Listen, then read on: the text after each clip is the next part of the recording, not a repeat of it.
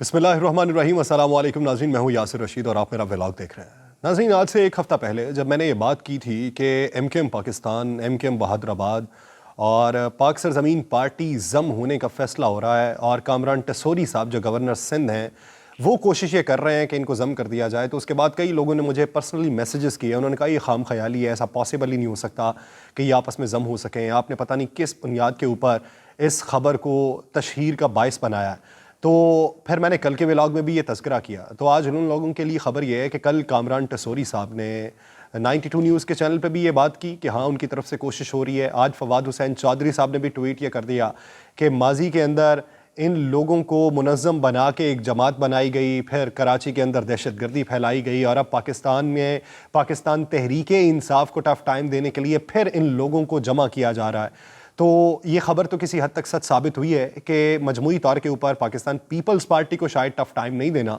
पाकिस्तान तहरीके इंसाफ को शायद tough time देने की इस वक्त नौबत आन पड़ी है कि पाकिस्तान पीपल्स पार्टी शायद उस तरीके से शहरी हलकों के अंदर यानी हैदराबाद के अंदर, कराची के अंदर पाकिस्तान तहरीके इंसाफ को पीपल्स पार्टी उस तरीके से टफ़ टाइम ना दे सके जिस तरीके से अगर ये तीनों जमातें इकट्ठी हो जाती हैं तो ये टफ़ टाइम दे सकती हैं। अब इनका मजमुआ कब होगा, ये ज़म कब होंगे और इसके लिए कोशिशें किस हद तक मुस्तनद हो चुकी हैं और ये कोशिशें रायगा नहीं जाएंगी, ये तो वक्त ही बताएगा। लेकिन वो ख़बर सच साबित हुई है।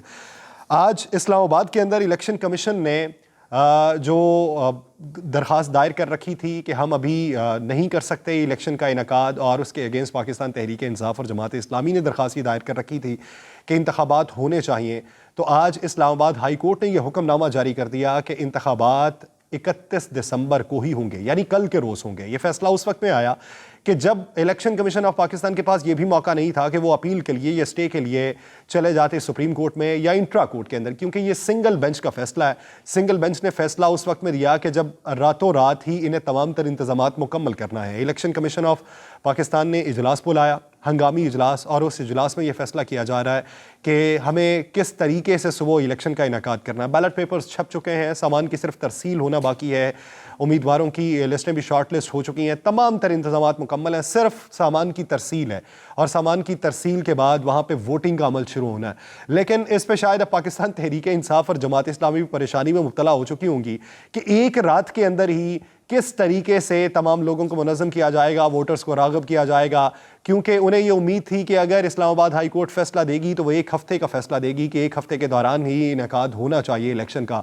लेकिन हाई कोर्ट ने तो चंद घंटों की मोहलत दी है कि चंद घंटों बाद ही आपको सुबह के औकात में 9 बजे पोलिंग का अमल बाकायदा तौर पर शुरू करना है। तो उसके लिए तमाम तर हंगामी इक़दामात मुकम्मल किए जा रहे हैं। लेकिन इलेक्शन कमीशन ने अदालत के अंदर ये बात की कि इलेक्शन करवाने में रुकावट जो है वो वफाकी हुकूमत थी। अब वफाकी हुकूमत को इसका जवाब देना चाहिए कि वफाकी हुकूमत किन वजूहात की बुनियाद के ऊपर इस्लामाबाद में यूनियन काउंसिल्स के इलेक्शन के लिए रुकावट का बायस बनी है, क्योंकि इस वक्त 101 यूनियन काउंसिल्स हैं इस्लामाबाद की जिस पर इलेक्शन होने हैं, और अगर रातों रात ये तैयारी मुकम्मल हो गई तो फिर सुबह के औकात में ये इलेक्शन होंगे। लेकिन इसमें सेटबैक शायद पाकिस्तान तहरीक इंसाफ को भी देखने को मिले, जमात इस्लामी को भी देखने को मिले, और इसका फ़ायदा शायद कोई और भी उठा जाए, क्योंकि एक रात के दौरान ही वोटर्स बहुत से ऐसे हैं जो इस्लामाबाद में मौजूद नहीं होंगे, क्योंकि आजकल तातीलात का सीज़न है। तातीलात के सीज़न की वजह से बहुत से लोग जो हैं वो आउट स्टेशन मौजूद होते हैं अपनी फैमिलीज़ के हमरा।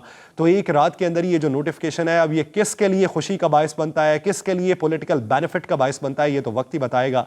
क्योंकि अगर सुबह इलेक्शन का इनकाद हो जाता है तो हत्तुल इम्कान ये कोशिशें होंगी कि टर्न आउट बहुत कम रहे, और टर्न आउट कम रहने की वजह से सेटबैक जो देखने को मिलेगा वो पाकिस्तान तहरीक इंसाफ को देखने को मिलेगा। आज जो सबसे बड़ी डेवलपमेंट है, कौमी सलामती का इजलास हुआ। उस कौमी सलामती के इजलास में मुल्क की मजमूई सिक्योरिटी सूरत हाल पर गुफ्तगू की गई है। 2 जनवरी तक ये इजलास जारी रहेगा, जिस पर मजमूई तौर पर पाकिस्तान के हालात का अंदाज़ा लगाया जाएगा और इसके हवाले से हिकमत अमली तरतीब दी जाएगी। पाकिस्तान के अंदर बॉर्डर मैनेजमेंट में बेहतरी लाने के लिए इक़दामात पर गौर किया जाएगा, और पाकिस्तान के अंदर जो हालिया दहशतगर्दी की लहर जन्म ले रही है उस पर किस हद तक काबू पाना है, इस्लामाबाद में सिक्योरिटी के निज़ाम को किस हद तक बेहतर बनाना है। क्योंकि आज उसकी एक अमली शक्ल देखने को मिली है कि इस्लामाबाद में नाकों में इजाफा कर दिया गया है, नफरी FC की तलब कर ली गई है, और FC की نفری جو ہے وہ 1000 اہلکار کے قریب یہ طلب کی گئی ہے اور انہیں تعینات وہاں پر کیا جائے گا. اب غیر ملکی سفراء سے بھی ملاقاتیں ہوئیں, ان کو یہ یقین دہانی کروائی گئی اور انہیں اس بات کا عزم کا اعادہ ان کے سامنے کیا گیا کہ اسلام آباد میں سیکیورٹی میکانزم ہم بہتر بنا رہے ہیں, آپ آزادانہ نقل و حرکت کر سکتے ہیں. اور اس کے ساتھ ساتھ وزیر اعظم کی زیر صدارت اجلاس ہوا ہے. اس اجلاس میں سیاسی صورتحال پہ غور کیا گیا اور اس کے ساتھ ساتھ پنجاب کی صورتحال پہ غور کیا گیا. کیا آپ نے یہ دیکھا ہے کہ کیا ملک کے اندر سیاسی معاملات ہی ہیں جن کے اوپر اجلاس بلائے جانے چاہیے؟ کیا وہی سیاسی جو اجلاس ہیں اس کے اوپر ہی غور کیا جانا چاہیے کہ پنجاب کی حکومت کو کس طریقے سے واپس لیا جائے؟ ملک کی مجموعی صورتحال اگر آپ دیکھیں تو معاشی طور پہ ہم زبوں حالی کا شکار ہو چکے ہیں. ابھی تک ہم نے یہ نہیں دیکھا کہ انہوں نے ہنگامی اجلاس جو ہے وہ معاشی صورتحال کے اوپر بلایا ہو. ابھی تک ہم نے یہ نہیں دیکھا کہ معاشی صورتحال کے اوپر انہوں نے پولیٹیکل سٹیک ہولڈر سے بات چیت کی ہو. ابھی تک ہم نے یہ نہیں دیکھا کہ انہوں نے یہ بات بیٹھ کے کی ہو کہ مساق معیشت کے لیے ہمیں تگودو کرنا چاہیے. لیکن یہاں پہ اجلاس بلائے جاتے ہیں, وہ چاہے کسی بھی سیاسی جماعت کی طرف سے ہوں, وہ سیاسی معاملات کے اوپر اجلاس بلائے جا رہے ہیں اور سیکیورٹی معاملات کے اوپر اجلاس بلائے جا رہے ہیں. آپ کو ملک کی تمام سٹیک ہولڈرز کو ایک میز پہ بٹھانا ہوگا تاکہ آپ معاشی طور کے اوپر جس زبونحالی کا شکار ہو چکے ہیں اس سے نکلنے کے لیے آپ کے پاس کوئی میکانزم موجود ہو. آپ کے پاس وہ میکانزم موجود نہیں ہے, لیکن آپ سیاسی صورتحال کے اوپر اجلاس بلائے جا رہے ہیں. آپ وزراء کی تنخواہوں میں اضافے کیے جا رہے ہیں, آپ وزراء کی فوج کو بڑھائے جا رہے ہیں, آپ پنجاب کی مسند اقتدار حاصل کرنے کے لیے تگ و دو کر رہے ہیں, لیکن آپ ملک کی بہتری کے لیے اقدامات کوئی نہیں کر رہے. آپ صرف ایک لالی پاپ عوام کو یہ دے دیتے ہیں کہ دوست ممالک سے بات چیت چل رہی ہے, $6 بلین پاکستان کو موصول ہو جائیں گے, سعودی عرب سے بات چیت چل رہی ہے, کپل آف ویکس کے اندر سعودی عرب پاکستان کی امداد کر دے گا. لیکن کیا آپ نے پاکستانیوں کو یہ یقین دہانی کروائی کہ ہم سیاسی معاملات کے اوپر نہیں بیٹھیں گے, آپ کی جو مشکلات ہیں ان کو حل کرنے کے لیے اقدامات کریں گے؟ ہم نے معاشی ٹیم بلا لی ہے, ہم بین الافغان اور بین الاقوام کی سطح کے اوپر مذاکرات کرنے جا رہے ہیں کہ ہماری افغانستان کے ساتھ جو سیکیورٹی میکانزم ہے وہ بہتر ہو. بارٹر سسٹم کے نام کے اوپر پاکستان سے جو ڈالرز افغانستان میں منتقل ہو رہے ہیں اس کی روک تھام کسی طریقے سے ہو سکے, اور ہم نے بین الاقوامی سطح کے اوپر کچھ ممالک سے رابطے کیے ہیں کہ پاکستان کے جو معاشی سٹرکچر کو بہتر کروانے کے لیے آپ ہماری ہیلپ آؤٹ کر دیں. لیکن یہاں پہ سیاسی معاملات کے اوپر اجلاس دن بدن ہوتے ہیں, دوڑیں لگی ہوئی ہیں وزراء کی, اس کو توڑ لیا.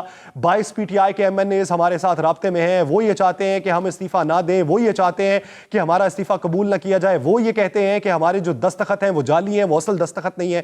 یعنی سیاسی دوڑے ہیں, معاشی طور پہ کوئی بھی یہ یقین دہانی نہیں کروا پا رہا, کیونکہ کس طریقے سے کروا پائے گا؟ آپ کے جو ریزرو ہیں وہ دن بدن کم ہوتے جا رہے ہیں, اشیاء خورونوش کی قیمتوں میں اضافہ ہوتا جا رہا ہے, توانائی کا بحران پیدا ہوتا جا رہا ہے, سردیوں کے دنوں کے اندر بجلی کی لوڈ شیڈنگ ہوتی جا رہی ہے. 10 بجے آپ نے گیس کی بندش کا فیصلہ کیا تھا, لیکن وہ 9 بجے سے پہلے ہی گیس بند ہو رہی ہے. بڑی بڑی انڈسٹری کو آپ نے گیس بند کر دی ہے. لاہور کے اندر, فیصل آباد کے اندر, کراچی کے اندر بہت سی انڈسٹریز ایسی ہیں جنہوں نے اپنے بہت سے یونٹس بند کر دیے ہیں اور ہزاروں کی تعداد میں ملازمین کو بے دخل کر دیا گیا ہے. تو وہ لوگ کدھر جائیں گے؟ کس کو اپنا آسرا سمجھیں گے؟ کس کے آگے داد رسی کریں گے؟ ان کی فریاد رسی کوئی سننے والا نہیں ہے. ان کا مستقبل کیا ہوگا؟ ان کا معاشی پہیہ کس طریقے سے چل پائے گا؟ گھر کا نظام کس طریقے سے چل پائے گا؟ پھر آپ یہ کہیں گے کہ کرائم انڈیکس میں اضافہ ہوتا جا رہا ہے. جرائم کی شرح میں اضافے کی بنیادی وجہ جو آپ کو پھر دکھائی دے گی وہ یہ دکھائی دے گی کہ لا اینڈ آرڈر کی صورتحال اس لیے نہیں بہتر ہو رہی کہ یہاں پہ اس حکومت کا انفلوئنس ہے, انہوں نے اپنی مرضی کے RPOs, DPOs اور IGs اور DIGs کو لگا رکھا ہے, تو یہ اپنا انفلوئنس وہاں پہ برقرار رکھنا چاہتے ہیں. لیکن آپ کو کلی طور پہ یہ سمجھنا ہوگا, پاکستان کا آپ سروے کروا لیں, کسی بھی تھرڈ پارٹی سے آپ سروے کروا لیں یا کسی بھی بیرون ملک کی کسی بھی بڑی ایجنسی سے آپ سروے کروا لیں, آپ کو پتہ چل جائے گا کہ لوگ ذہنی کرب میں کس حد تک مبتلا ہو چکے ہیں. لوگوں کی پریشانیاں بڑھ چکی ہیں, لوگ آپ کی سیاست سے اب شگف نہیں رکھتے, لوگوں کو اپنے مسائل اس وقت درپیش ہیں. پاکستان تحریک انصاف نے انہی دنوں میں احتجاجی تحریک کا اعلان کر دیا ہے. سوچئے کہ احتجاجی تحریک جب پہلے تھی تو لوگوں کا گزر بسر ہو رہا تھا, بمشکل ہی بے شک ہو رہا تھا, لیکن ہو رہا تھا. لیکن موجودہ صورتحال کے تناظر میں جب لوگوں کا روزگار جاتا رہے, جب لوگ اپنے کاروبار کے اوپر بھی توجہ نہ دے سکے اور انہیں یہ لگے کہ میرا کاروبار تو بند ہو جائے گا, میرے پاس تو ماہانہ جو 2 لاکھ میں کماتا تھا وہ 30,000 تک آن پڑا ہے, اور میں نے اپنے ملازمین کو تنخواہیں دینی ہے, وہ میں کدھر سے دوں گا؟ جب لوگوں کے بجلی کے بل 3 ماہ تک پینڈنگ پڑے ہوں گے, جب لوگوں کو یہ پتا ہوگا کہ بچوں کی فیسیں اسکول میں ہم نہیں جمع کروا رہے ہیں, جب لوگوں کو یہ پتا ہوگا کہ گھر کے اندر مہینے میں جب 5 بار مٹن پکتا تھا اور اب 1 بار چکن پکانے کی بھی ان کے اندر استطاعت باقی نہیں رہی. لوگ کدھر جائیں گے؟ کس کو اپنا آسرا سمجھیں گے؟ وہ کس کی تقلید کریں گے؟ پھر اگر وہ احتجاجی تحریک کے اندر حصہ لیں گے تو یہ کس طریقے سے ممکن بنایا جائے گا کہ کوئی بھی پارٹی لیڈر یا شہر کا لیڈر انہیں منظم بنا سکے گا اور پرامن طریقے سے احتجاج ہو سکے گا؟